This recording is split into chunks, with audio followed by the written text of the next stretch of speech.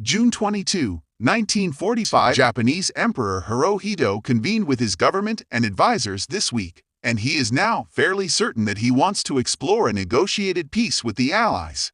The logical approach would be to have the neutral USSR mediate such a peace. If you were Soviet leader Joseph Stalin, how would you react? Naturally, you would leverage this situation to your advantage.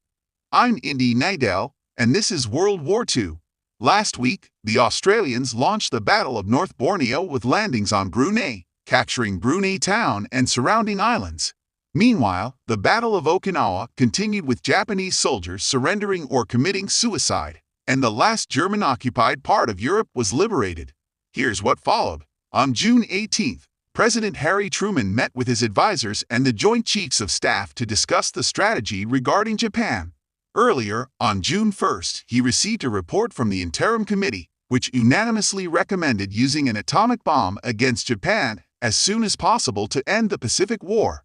I've previously discussed the various strategies to defeat Japan, but the Battle of Okinawa underscored the potential for over 1 million American casualties in an invasion of the Japanese home islands. However, some atomic scientists involved in the Manhattan Project are deeply concerned about the consequences of their creation. A committee chaired by Nobel Prize-winning physicist James Franck, who fled Nazi Germany, examined the social and political implications of the bomb. In a report submitted to Secretary of War Henry Stimson on June 11, Franck warned about the bomb's immense destructive potential and the challenges of international control. The report stated, "The advisability of an early use of nuclear bombs against Japan becomes even more doubtful, quite independently of any humanitarian considerations, because it would precipitate the race for armaments and prejudice the possibility of reaching an international agreement on the future control of such weapons." While the possibility of demonstrating the bomb's power had been considered, the Interim Committee dismissed it. "We can see no acceptable alternative to its direct military use. We can propose no technical demonstration likely to bring an end to the war." During the June 18 meeting, Truman concluded that the consensus was to invade Kyushu, seeing it as the only way to secure unconditional surrender. Only William Leahy suggested the possibility of easing the demand for unconditional surrender. John McCloy, Stimson's Assistant Secretary of War, found the idea of such high casualties fantastic and questioned why they didn't just drop the bomb. However, they couldn't do so until they were sure the bomb would work, so Truman endorsed the Kyushu invasion plan, hoping to avoid a prolonged campaign like Okinawa across Japan. Though no formal decision to use the bomb was made at that time, Truman had already set the stage by not intervening in events. He agreed with the Interim Committee's assessment that only a shock, such as the bomb, could compel a genuine surrender from the emperor and his advisors.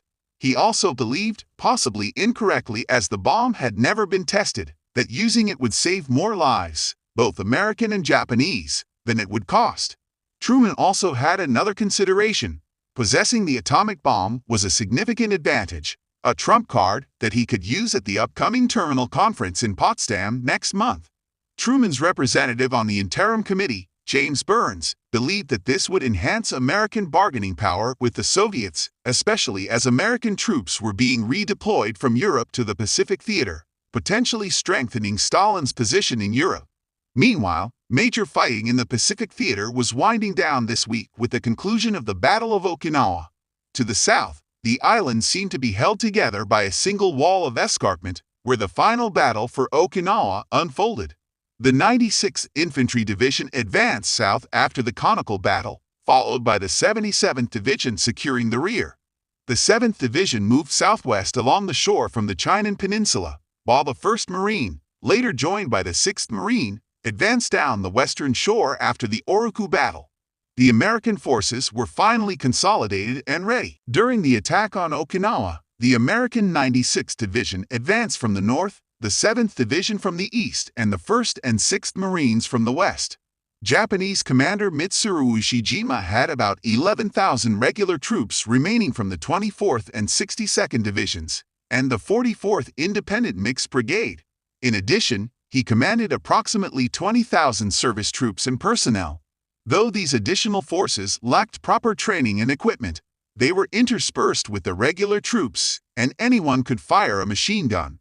The Americans had several advantages beyond their overwhelming numbers. On June 10th, a battalion of M4 medium tanks arrived in Okinawa, equipped with 75mm guns. Alongside these were tanks converted to flamethrower tanks, and a new device, a 60-meter flexible and detachable extension for projecting flames at targets beyond the tank's direct reach. The 7th and 96th Divisions launched a general advance, collapsing the eastern sector along the heights of Uzun-dake, Hill 95, and Yaju-dake. However, the western sector encountered difficulties. Elements of the Japanese 24th Division held off the 1st Marine and 96th Divisions around Kumishi Ridge late last week and into the early days of this one. It wasn't until the flamethrower tanks used 140,000 liters of gasoline on the ridges, caves, and crags that the Japanese at Kumishi Ridge finally yielded on the 17th. For context, a portable infantry flamethrower holds less than 20 liters, so this was akin to deploying 7,000 of them. After the 17th, the Japanese forces were in full retreat, suffering from a lack of food, medical care, artillery, and communications. On June 18th, American General Simon Bolivar Buckner was killed by Japanese artillery while visiting the front lines. He was succeeded by Vinegar Joe Stilwell in commanding the 10th Army. In the 24 hours following Buckner's death, 2 other senior American officers also lost their lives: Colonel Harold Roberts, commander of the 22nd Marine Regiment, and General Claudius Easley, assistant commander of the 96th Division. Despite his efforts, Ushijima had achieved his goal of delaying the American advance by withdrawing and fighting all the way to the southern end of Okinawa. On June 18th, he dismissed his army, instructing them to follow their local commanders. Isamu Cho, his chief of staff, added that they should try to join the guerrilla forces in the north.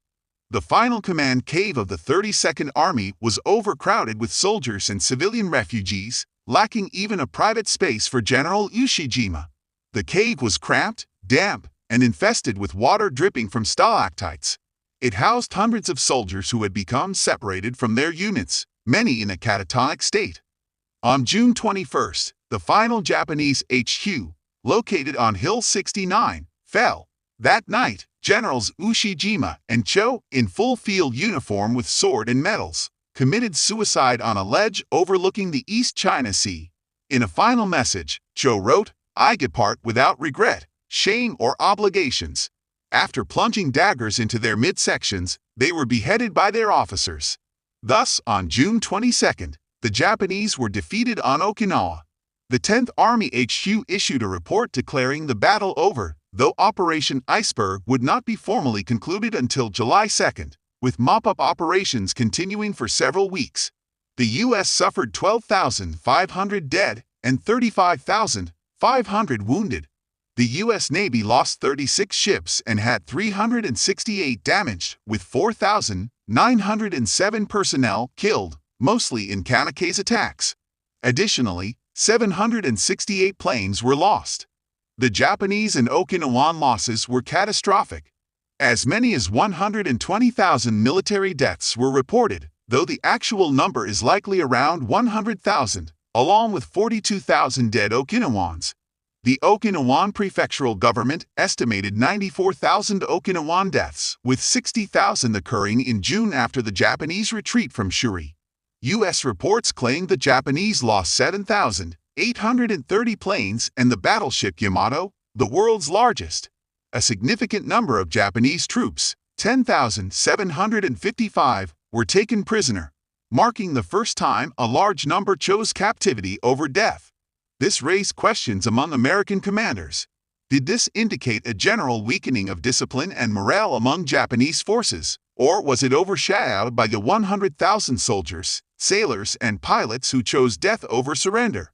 As the Battle of Okinawa dragged on, it led to widespread questioning of the strategy employed there. As the Battle of Okinawa drew to a close, questions about the high cost in human lives began to circulate widely in the media.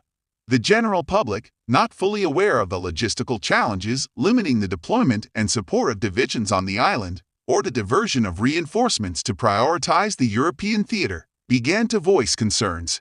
The prolonged nature of the conflict, despite having already secured the strategically necessary parts of Okinawa, led to public frustration. People questioned why the U.S. continued fighting for the rest of the island and why they employed direct assaults instead of flanking maneuvers on the Shuri line. Even military experts were divided.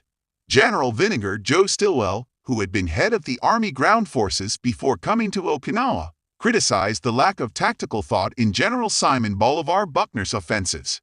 Meanwhile, General Douglas MacArthur publicly stated that Admiral Chester Nimitz should not have authorized the full occupation of the island, arguing that securing the airfields and digging in would have sufficed, essentially challenging the Japanese to retake them. This was an interesting position from MacArthur, who was adamant about reclaiming all of the Philippines, not just the parts needed for future operations. However, Stilwell did not publicly disparage Buckner, instead offering support, as did Secretary of the Navy James Forrestal. Stilwell assumed command of the 10th Army after Buckner's death, as the battle reached its end, further complicating the public's perception of the Army's strategies.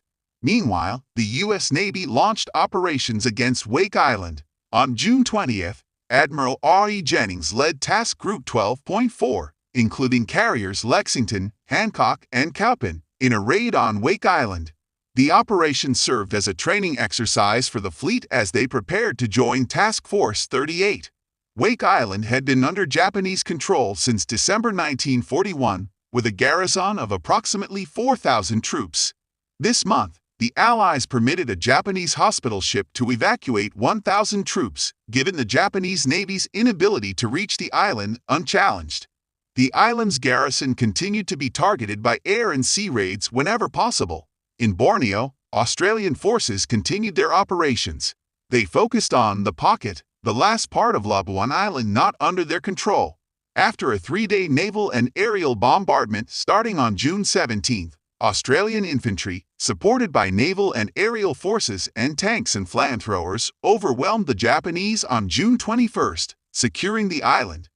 On June 20th, Australian forces made unopposed landings at Lutung in Sarawak, as Japanese forces prioritized withdrawing inland, setting 37 oil wells on fire at Syria as they retreated. These fires would take weeks to extinguish.